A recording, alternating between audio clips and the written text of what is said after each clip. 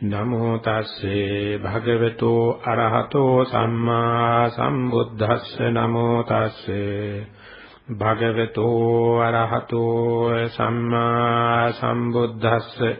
Namo tasse bhagavato arahato samma sambuddhassa.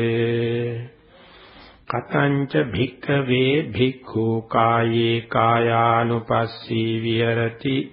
Ida bhikkhave bhikkhu kaye kayanupassī viharati. Ātāpi sampajāno satima vinayya loke abhijjā domanassanti.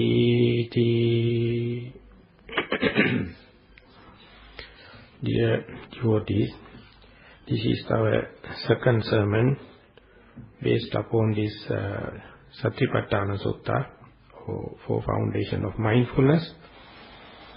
Where in the last discourse we just try to get the definition of the sutta, in the sense that what are the benefits of this establishment of mindfulness, as well as the 4 ways or 4 kinds upon which one can initiate this mindfulness, and slightly on the definition of mindfulness as such.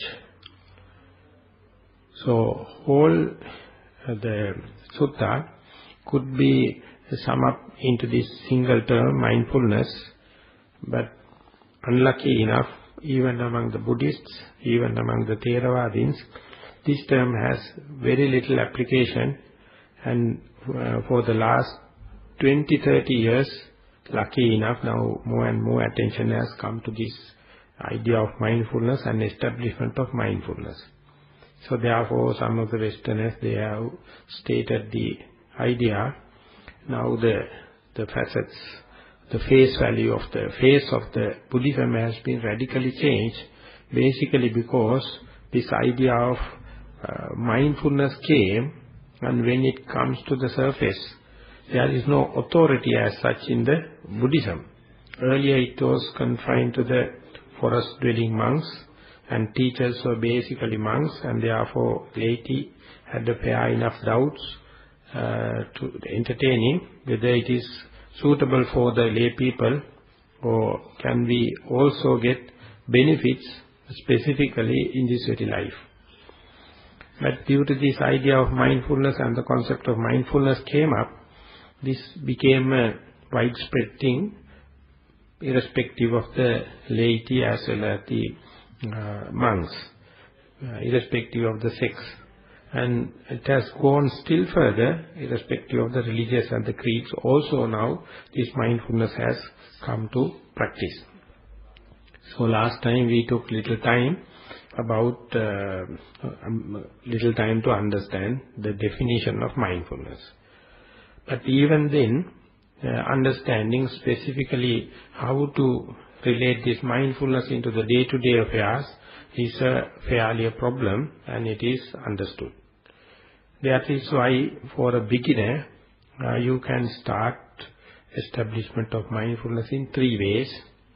One thing is, come to a center like this, and going to have a intensive kind of training on mindfulness, or mindfulness on breathing, in-breath and out-breath, called Anapanasati, and that is called sitting meditation, or that is the most intensive way one can get the idea quickly. And the second way is, whenever you have time, going for walking meditation, pacing up and down, and there be mindful on your left leg and the right leg, or according to the steps. So that is, we can say, some kind of semi-intensive kind of method. The third method is extensive kind of method, whereby applying mindfulness in day-to-day affairs. The very first one, the very intensive one, as I mentioned, easy to introduce and very fast in establishing, but you may find it has a very little durability, or it is going to last only short time. But when you are developing in the walking meditation, you may find it a little durable than the sitting meditation. Because in the sitting meditation, mindfulness often can come, but whenever a sound comes, or any other disturbance, thoughts or pain, easily it can be erased off from the stream of your consciousness.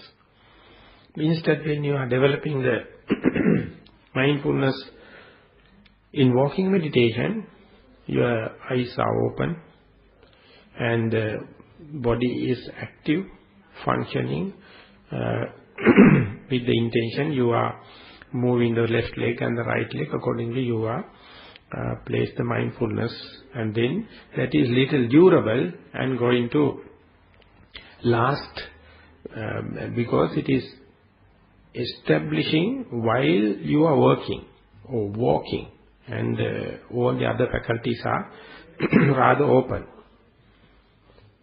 But it will take little time to get the mindfulness established.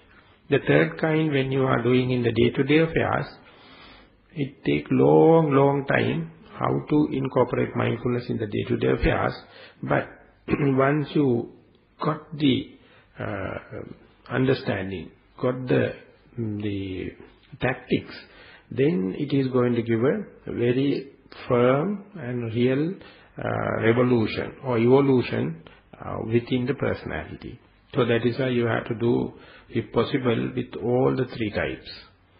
And in this, the quotation, Pali quotation that I took today as the topic, it says, Katancha bhikkhave bhikkhu kaye kayanupassi viharati. The Omniscient One himself raised the question to take the subject to point. This is how one become mindfulness in one's own body. The answer is, here bhikkhu, he abides in the contemplation, contemplating the body as body. This is also one kind of one point where one must be very clear. Most of the time, if we are not mindful, we look at our body in a different perspective. Sometimes it is like a lever machine. Sometimes it is like something to be garlanded and decorated and all the kind of fashions. Sometimes it be like a sex objects. Many perspectives. Therefore, hardly we see body as body. We always see it from the different tinted glasses. And therefore, most of the time it is going to arouse some defilements because of this wrong view to the body itself. If you, as far as you have a wrong perspective on your body, definitely you are going to have the same projections on the other bodies also, external and internal. Therefore, seeing the body or contemplating the body as body is the task, is the final aim. For that only, you have to be ardently and with fully awareness and with mindfulness.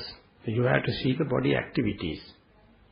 That is how in the sitting meditation or in the walking meditation or in day-to-day activities, when it happens, once you taken this determination to be mindful, only you comes to know how you are unmindful or you are absent-minded in the day-to-day activities.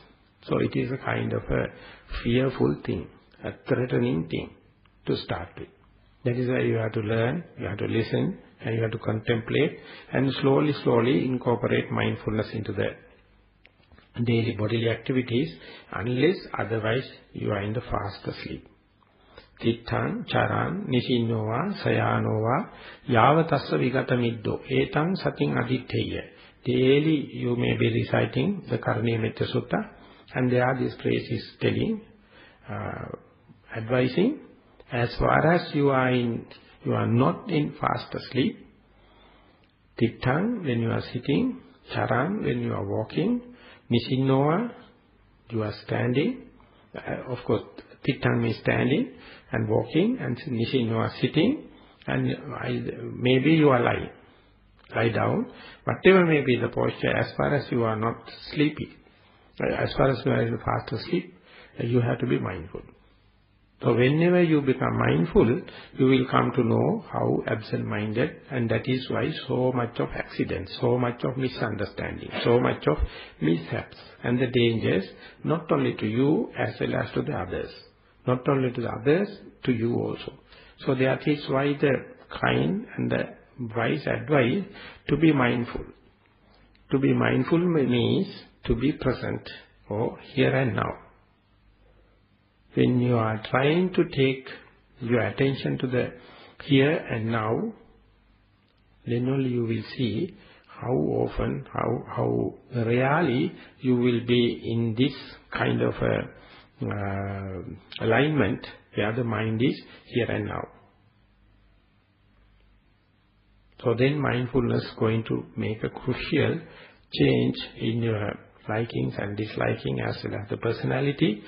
Then the end result will be that you will be contemplating the body as body. Once you come to know this, here now I am, who I am is my body, and if you can see the body as body, then you are bound to see the other people around you as well as the right round environment as it is, as they are. That is called, you are going to see things as they are. The first and foremost thing you are experimenting with is your body, upon which only the mindfulness you are going to start with. So mindfulness itself, last time as we discussed, it's a kind of a very difficult task, and it is the task of the human being. All the other tasks are secondary and reconditioned tasks. This is the task, because this is possible only for the human beings. This kind of starting and evoking of mindfulness never possible for any other beasts or any other beings other than human beings. So therefore, as far as you are absent-minded, you are not in the present, not in here, you are bound to get defilements, and you are bound to get dangers and accumulating huge amount of momentum, so that you will be ever going on and on this samsaric death and birth. So whenever someone get frightened and get moved with this kind of a rut, then only someone has to think about how to control this or how to stop this and take it under control. For that, the Buddha says the first and foremost is the mindfulness, that is also on your body. Therefore, if a person, he got the correct perspective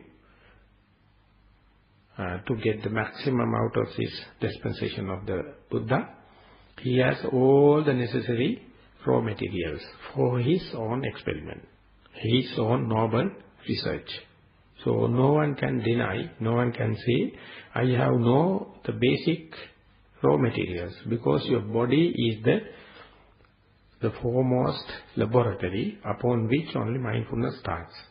But the thing is, we are so absent-minded, we are so in our likings and disliking, we are so much in our ruts, very difficult to unlearn this process, uncondition this process. Deconditioning process is very difficult, because conditioning is so much addicted.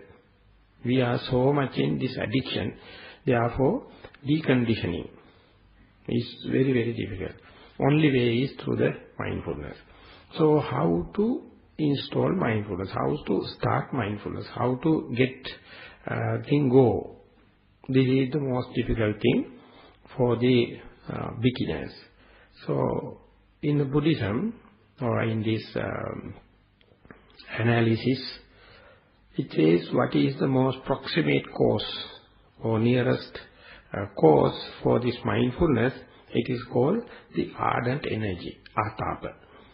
Atapi sampajano satima.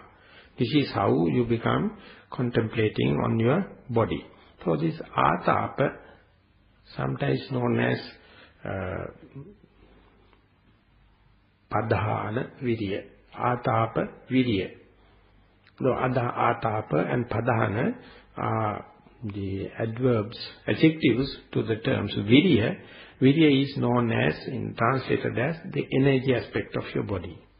If you do not have this energy, that means you are in sloth and torpor, or you are in sleepiness, and you are in dull. When the energy aspect comes, your energy aroused, or that means your battery is charged. So it can be used for any kind of work. So therefore, he who goes to this meditation, mindfulness, not only the kinds of mindfulness, any kind of meditation, you have to have energy. I would say not only for meditation, even for any enterprise, you must have energy. Once you become lazy bones, definitely you are going to defeat. Therefore, any place, everywhere it is applied. Equally, the Buddha himself also says, the first and foremost thing you must have is the energy aspect. That is also not the secondary kind of energy, not the half-hearted energy, not the partial job. It must be full-time or full energy. That is why I call atapa. Atapa is based with tapa. Tapa means the heat. It must be ardent energy. This energy aspect in the whole spiritual journey could be applied in 3 phases.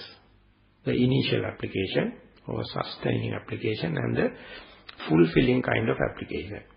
Out of these 3, most revolutionary and most effective is the first and foremost, the initial application. The initial application is usually called as restrainment of faculties in the sense of physical and verbal misdeeds.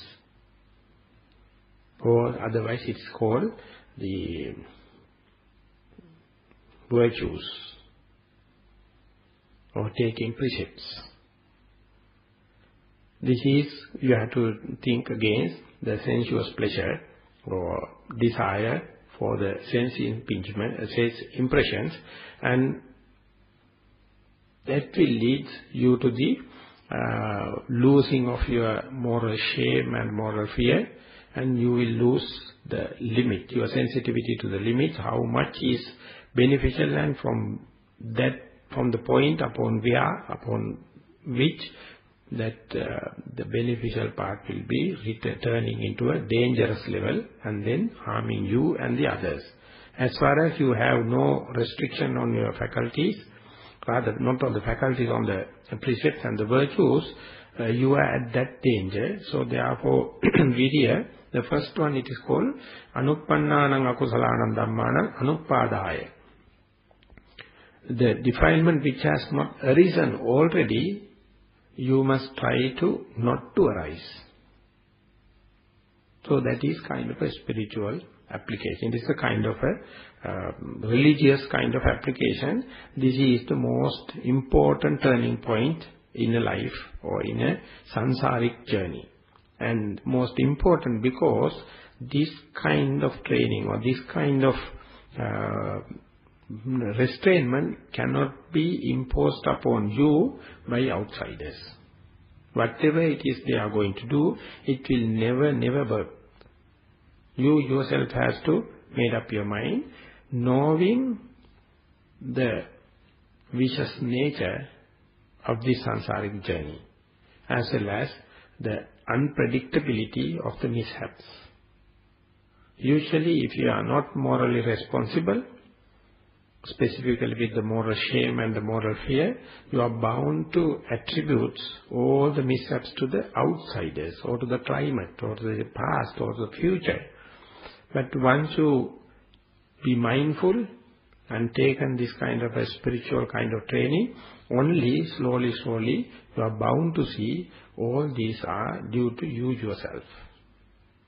Good begets good, bad begets bad. Once you come up to that kind of views, corrected views, then only you can apply yourself for this kind of a restrainment. That is the core, that is what the called first and foremost kind of energy that you apply.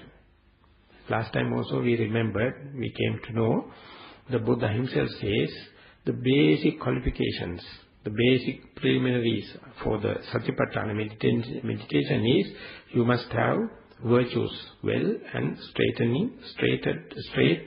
views. If these two are available, you can go. But these purified virtues is not a joke. It's quite an involved thing. And we here, of course, already have given thought about this, and then we are considerate about that. That is why we take time and come into this kind of a group and listening and trying. And therefore, we are lucky in that sense, we have already given. But today, I thought of taking a little time to give more appreciating kind of revealing, or what is how the Buddha and the other noble ones appreciate it. Out of virya, out of this energy, explain the Buddha himself says, most important thing is the very first virtues. Then you have understanding, with the understanding of good begets good and bad begets bad, or you are understanding the action and its results, and then only this moral shame and moral fear, or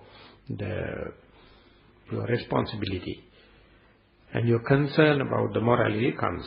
And in our this kind of a group, it has already there, but hardly we appreciate it. If you are not appreciating and repeating it, very difficult to see the results. If you are appreciating and repeating again and again, the results will come in a good way and in an accelerated way. When it is happening only, it make your stream of consciousness ready for future restrainment, something like restrainment of concentration or installation of mindfulness, as well as go for the wisdom training. Then only you can go for the other subtler kind of defilements in you. Whenever you do restrainment regarding the virtues and taking 5 precepts or 8 precepts or higher, you are concerned about the transgressional kind of defilement. That's the most gross type, and it is directly dealing with the society. When you are going to kill and steal and sexual misconduct kind of physical misdeeds, very little you can hide it, and definitely it will be exposed to the society, and you will entangle with problems. And the verbal also. Therefore it is called transgressing. You are transgressing the social norms, civil law, and ultimately you are in trouble. And knowing that if you are going to restrain yourself, it is called anuppannānaṁ akusalanam anuppadāya. You are making an effort to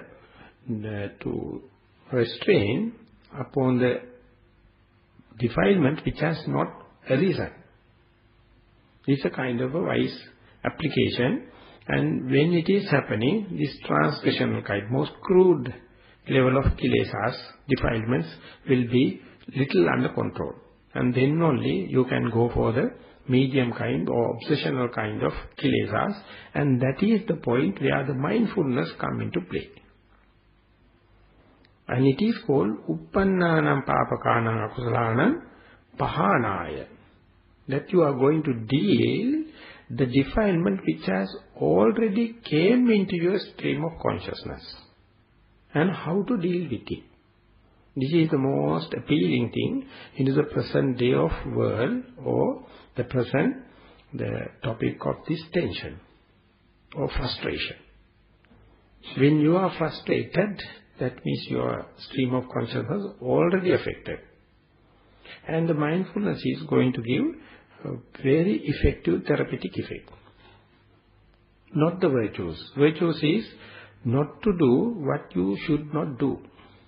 But in the mindfulness, going little further and it will become more organic and more chemical, and in the stream of consciousness which is already affected, can be tackled slowly.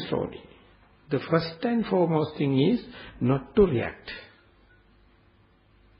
You see, therefore some Westerners put it in the, coin the term choiceless awareness. So when you are going to sit in the intensive way of establishing mindfulness, you are going to observe silently the body posture. You are sitting like a pyramid in the Cairo. It's the most established posture. Or otherwise, whatever may be that you find, the upper body is erect, and the posture is symmetrical, balanced, and the muscles are relaxed. When you are giving the attention, you come to the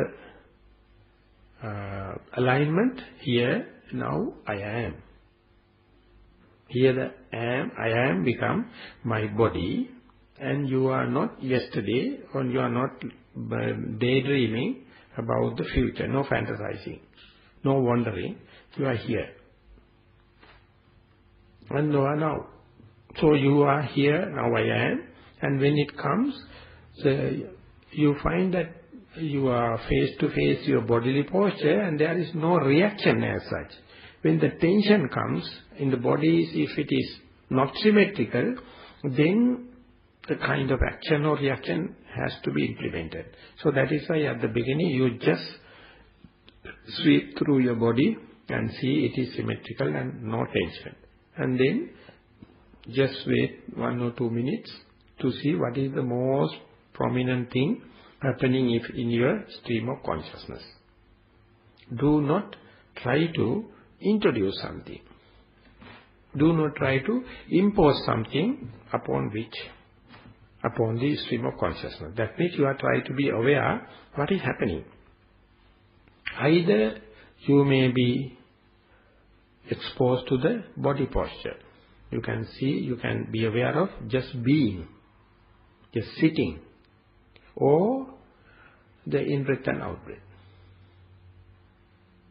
That also, the in-breath and out-breath also may be manifesting in different ways to the different individuals. Some may see the in and out air, column of air or the draft of air, and basically around the tip of the nose or on the top of the lips. Sometimes it may be rubbing or rushing where the air column gets bent inside the brain. Or sometimes some people find it in the throat area. Some people find in the solar plexus. Some find somewhere near the navel. Wherever may be, without any reaction, you have to just observe and see which is the most prominent touching point, or point of experience in this transaction of air. There itself you must understand, whenever the mindfulness is going to work, no reaction, it is just action, or in a sense, observation. That is why it is called silence observation. For this silence observation, preliminary, or as before the starting, you must be assured with the virtues and the view, correct view. If someone going to say the whole phenomena is controlled by the Supreme God or Creator God, and I am just a creation, I am a sinner, then you have no that kind of ardent energy, that you can't mobilize energy because you have already inferiority complex, and all the faculties and all the energies will not be mobilized. That is why you must have the correct view, or the straightening of your views, that good begets good, bad begets bad. That is the most preliminary, and when the meditation progress, it will become more and more refined to the concentration type, and it's a purification of the mind, and the purification of the wisdom. That kind of improvements happen, but the basic preliminary thing is to be straightened with view. With that, you just allow breathing to take place. When it is happening, when the breathing going to do in the involuntary manner, If you are going to do forced breathing, then I am telling that is a reaction. But many people find, knowingly or unknowingly, they are interfering with this breathing. Sometimes to get a prominent experience, to feel it, they do forced breathing. And it is leading to headache, and it is leading to other tensing of specifically the muscles near the neck. So that easily one can understand it is leading to pain. So therefore you have to let breathing to take place in an automatic way, and you are just observing. When you are observing, you may see in-breath and out-breath. So this, to keep the in-breath and out-breath with the face-to-face with your noting mind, you have to exert kind of energy. That is the what basically important for the beginner. This is the kind we call to anuppannanam uppannanam akusalanam dhammanam pahanaya. If at all any thoughts going to come, if mind going to react to the sounds or to the bodily pains, that means your normal way of breathing will be disturbed, crossed by these reactional thoughts and emotions. So these things has to be observed and not to react, not to wipe it off. So therefore you patiently going to see in-breath, out-breath.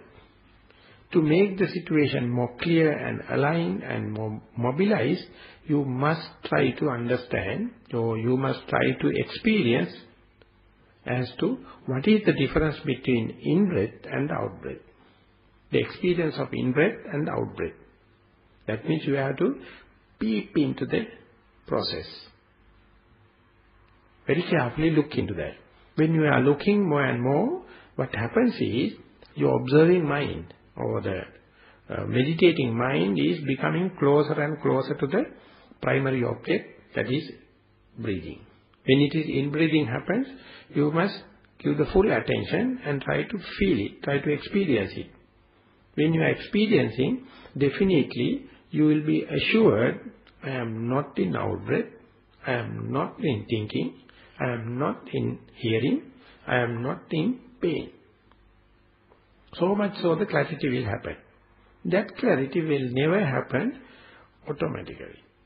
For that you have to be attentive, mindful, alert, vigilant, ardent, diligent.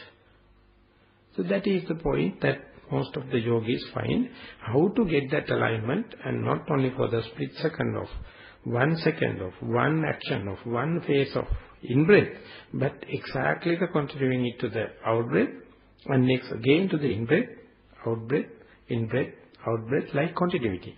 That is the most difficult task. For that, you have to have not only that initial type of energy, it must be sustaining kind of. You must be responsible to take the object of primary object of meditation with the face-to-face with your mind, not only that, and continuity of it. So that is why the vitaka, the naming or labeling or noting come into play. This is the second grade of energy that you are going to exert or you are going to mobilize, by which you are going to have a continuous confrontation with the primary object without the interference of thoughts, without the interference of sounds, without the interference of bodily pains or any other thing that is going to cross your path. But most of the rationalists and the radical people think this noting and labeling is more childish and it is more preliminary, therefore it is, they are not ready to do, they are not ready to accept it. But teachers has to again and again impose this, telling the benefit of this noting, benefit of this labeling, or benefit of this naming, so much so it is going to cut off all the wandering thoughts and the pain and the sounds. So therefore labeling or naming is in the technical jargon or in the meditational technical terms, it is called vitakka. Vitakka is the one translated as applying thoughts. But I would say applying mind is be better, because this is not a thought. This is not something thinking. You are just, when the in-breath happens, you just note it as in-breath. You are not verbalizing. You say in. Very short term you have to implement, and then when it is out breathing, you say out. In, out. In, out. When it is going there, any thought happens, or any wandering, or daydreaming, or fantasizing, you just note it accordingly, wandering, or thinking, or daydreaming, fantasizing. And again, pain can happen. Definitely you are not in the tip of your nose. Your mind is already taken to the point where the pain takes place. So you know now the here means not the tip of the nose. Instead you may say, my right leg, right knee is paining. So you take the mind to the right knee and note it as pain. When the sound happens, still mind cannot be placed or facing with face to face with the primary object, and there also you note sound or hearing or a sound. So this kind of noting will clearly indicate, or in a sense it is a kind of a bookkeeping. All the transactions are being marked. So at the end of the day, you can see how profitable was the business. Was it more with in-breath and out-breath, or fighting with the other external disturbances? If you do not label it, if you do not note it, you will just end up with utter disappointment, stating that my mind is taken away by these wandering thoughts or sounds or pain. But that kind of a statement can be specific. It can be very scientific if you can say at the beginning, I put my attention on the nose, and when the in-breath happens, I notice an in-breath, and it appears like kind of rubbing sensation. And then when the out-breath happens, I notice as out, and it appears like a longer than in-breath, or warmer than in-breath. Whatever may be, you can compare, and then you can see it happen 3 rounds of in-breath, out-breath, and then a thought happens. And you note it as thought, or wandering, or daydreaming. And after a while, when it ceases to exist, you come back again to the in-breath and out-breath, just like you started. Again, as a beginner, you start in-breath and out-breath. And then the sound comes. And you can say, after noting 5 or 6 times of in-breath and out-breath, again the sound comes. Sometimes the frequency of disturbances are more than the encounters with in-breath and out-breath. So whatever may be, this kind of bookkeeping and the accounts are very, very important at the beginning. And that is where the implementation of the second kind of consistency, maintaining the consistency of the meditation, it demands kind of an energy. That energy we have, but there is a kind of a resistance, kind of a not appreciation of that exertion or mobilization. Therefore, you just tend to look at, just observe without any noting, in-breath and out-breath, and then long time you may be sitting, but it is not accountable. You can't explain what is happening. Not only that, even if the mind is face to face with the object of meditation, you can't clearly describe what is the experience of in-breath and what is the experience of out-breath. So therefore labeling and this noting is the task. That is what you call meditating. That is how you put your effort to take the situation under control. So this labeling and noting has to be implemented if you are often complaining with thoughts and the pains and the sounds. So when it is continue to happen, the application of this ardent energy, you feel exerting, or you feel tired. That is why it is called, before going to sitting meditation, you have to have a little amount of walking meditation where the battery must be charged. And this discharging of the battery for each noting will keep you awake. Otherwise you will be snoring and sleepy and the meditation will be dull. Not to happen that, you have to keep on noting. When it is happening, if you are try to see, if you are bound to see the natural characteristic of in-breath and out-breath, then again, while the motor vehicle is running, battery becomes charged from the dynamo. Exactly like when you are bound to see the in-breath and out-breath in a discrete manner, things as they are, then the battery starts recharged, then and there. And then you find the sitting become comfortable and continuous more and more time with in-breath and out-breath.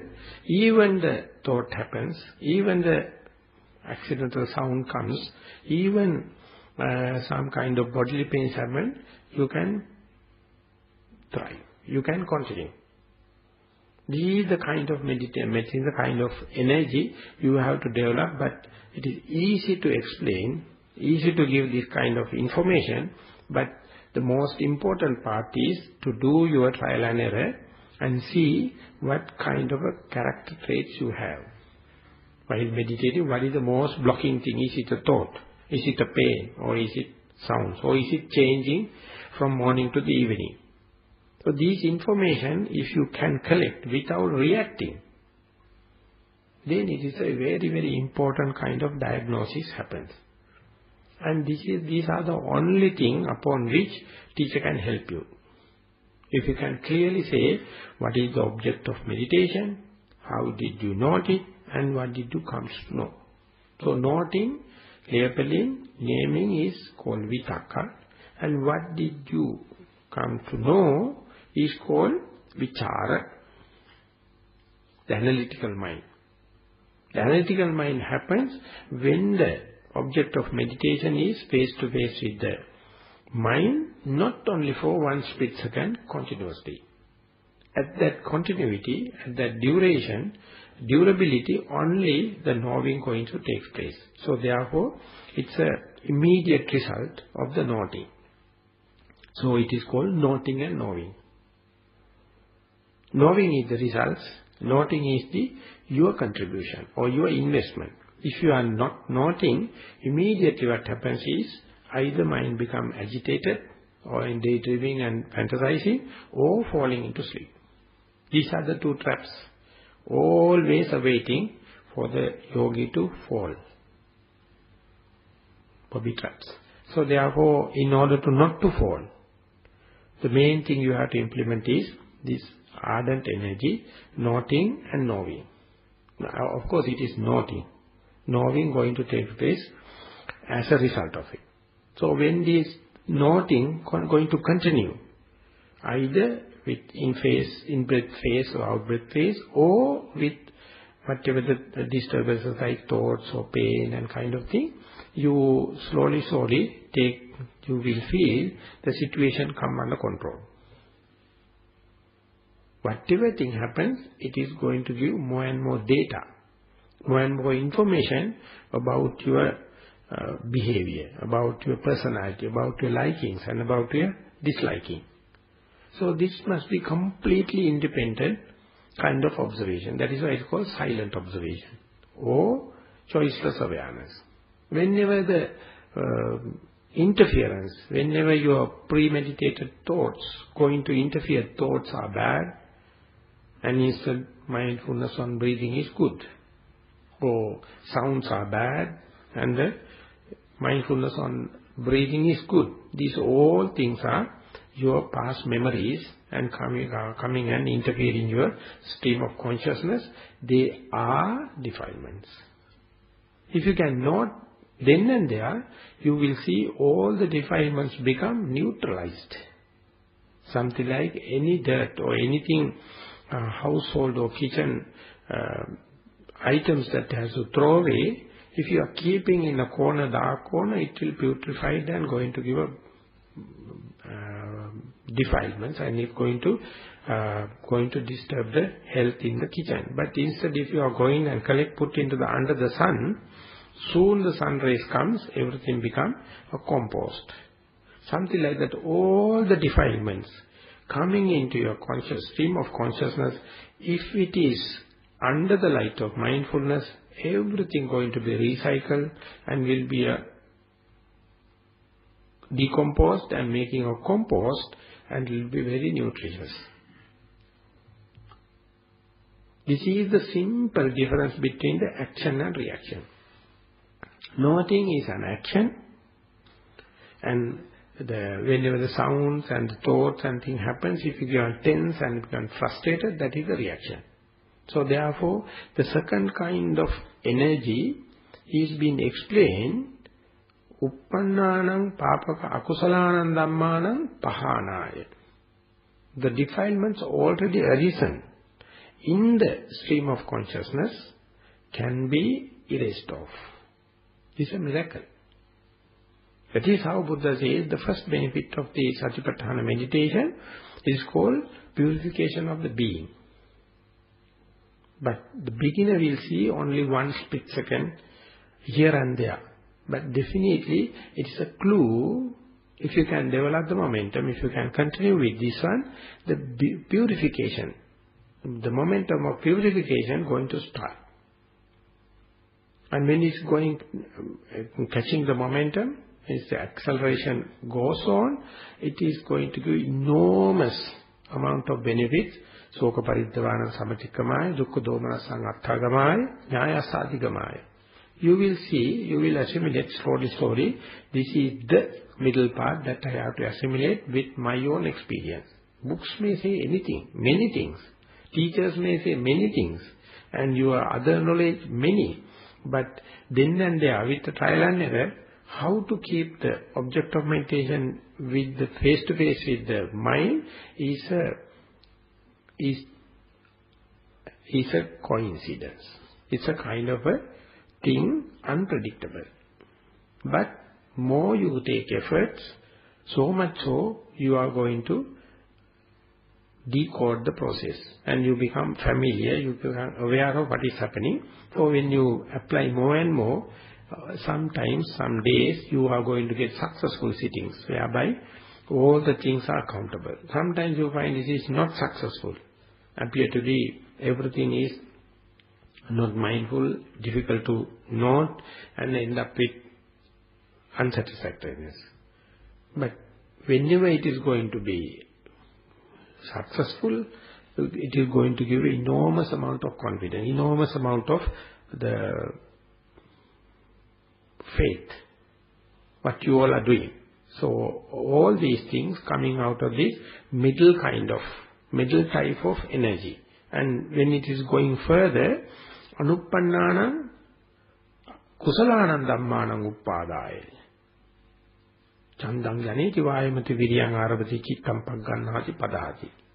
When it is happening, the stream of consciousness become free of defilements and you become purified, and already unarisen, wholesome states going to start. First and foremost is the faith. You develop, you comes to know that my effort is going to give me results in this very life or in this very moment. So when this happened, so much so you had the faith upon the Buddha, so much so you had the faith upon the Dhamma, so much so you had the faith on the Sangha, but all are external. But now you will believe, as far as you have restrainment of the virtues and have the correct kind of energy, you can have the faith upon yourself or your own virtues. And that is much, much valuable, and that is more pragmatic. That is how the superficial faith going to be penetrative kind of. Superficial faith is coming whenever you go and sit in front of the image of a nice Buddha statue. Or when you go to a spiritual places, and when you are listening to a talk, all the kind of thing. But whenever you go out of that place, that faith is not permanent, it is erasable. But this kind of faith which is penetrating, coming out of your experience, is not so erasable. It is not so superficial. So day by day, you are going to develop your own faith. That is Okappana Saddha, it is called penetrating kind of thing. So when it happens, you get a more and more good definition about mindfulness, and this is happening in sitting meditation, where you, each and every in-breath and every in-breath, every out-breath, you are noting, more the noting become valid, effective, less and less difficulties coming, and more confidence arises. And then going to work like a chain action. Faith arises, and that very faith will give a boost to your energy that you are exerting, just like a car when it is running, the dynamo will recharge the battery, and then it will take care about them. So all the horns and signals and everything will be working. So likewise you will be good and balanced in the sitting posture and continuing. And when it happens, this is the most proximate cause for mindfulness to come, and then mind become more and more in the here and now. This is the situation most conducive for the concentrations to take place. The one-pointedness.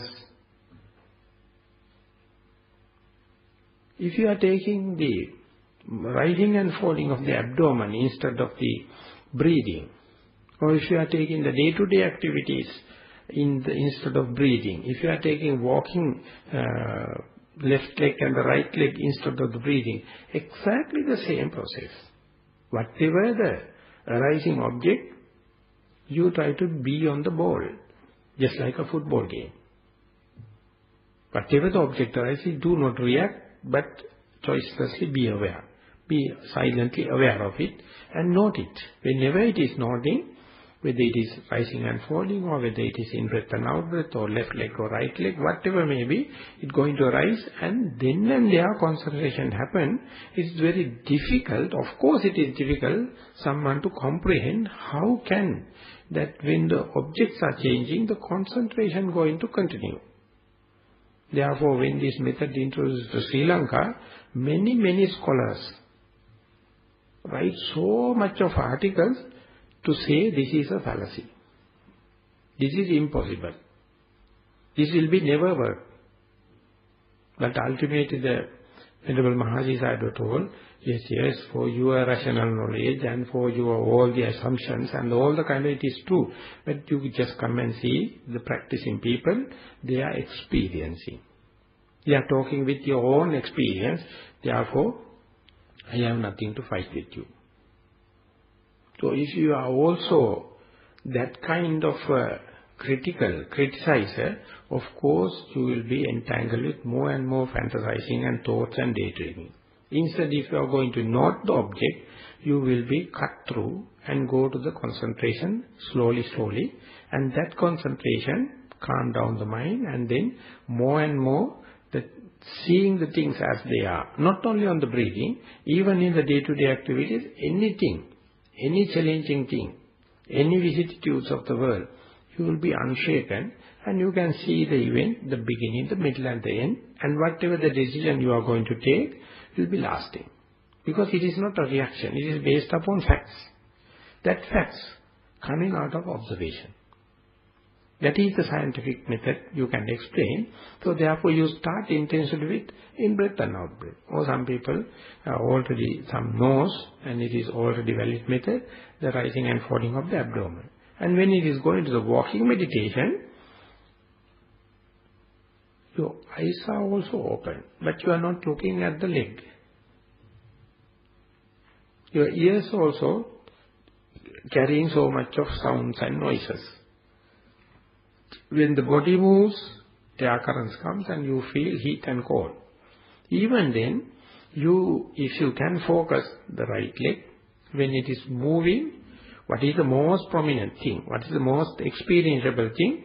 Sometimes you may see it is touching the ground. So you note as right and try to feel the touch. If you are barefoot, walking on a soft sand, you can feel the sand layer.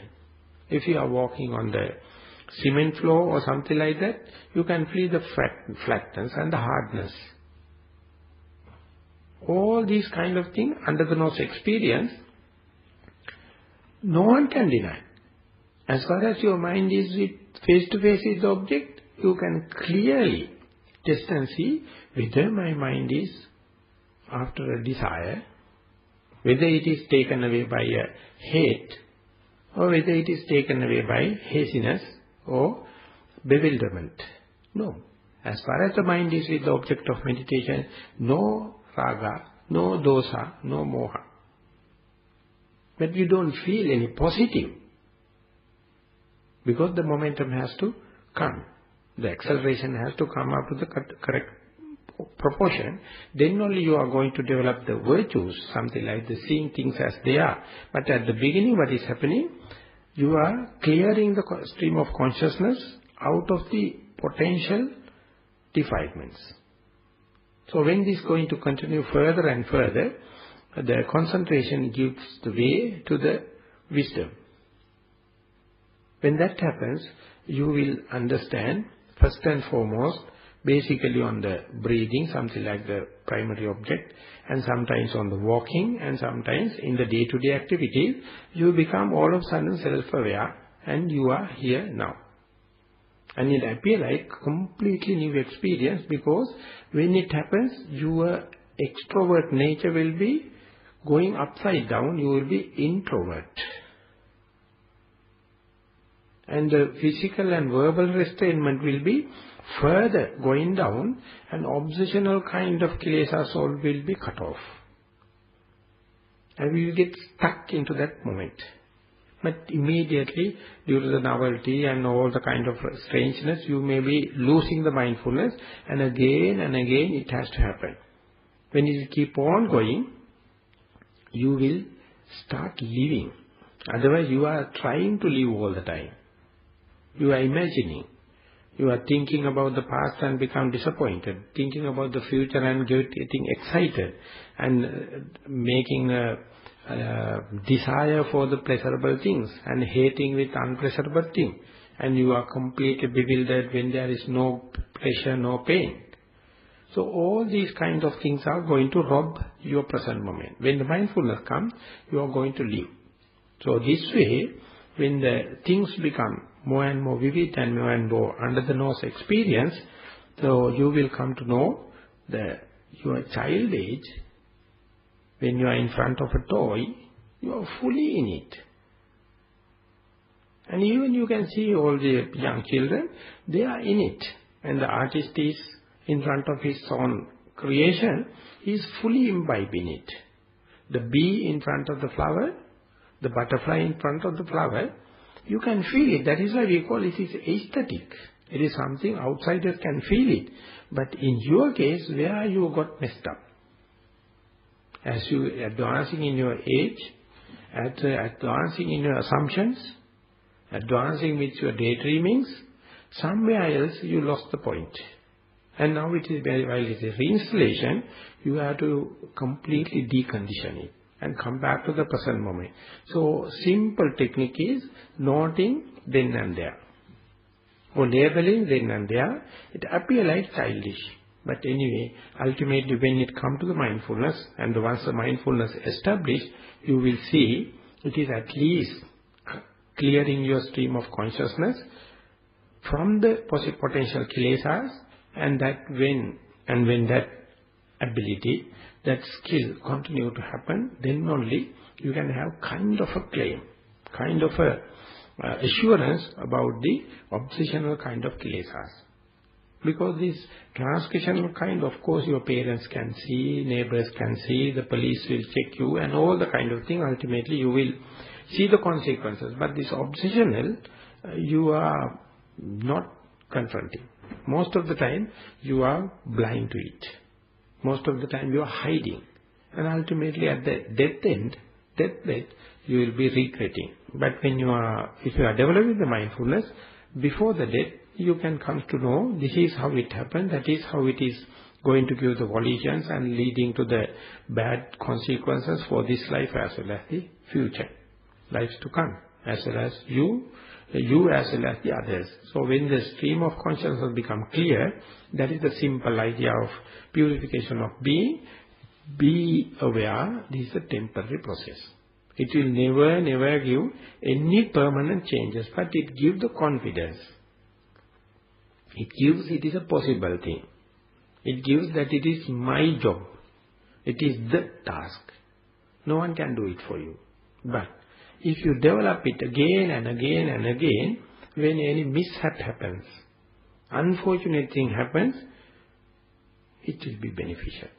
Because whenever that kind of thing happens, if the mind can bring back to the position where here, now I am, you find enormous ways and means to get out of this situation.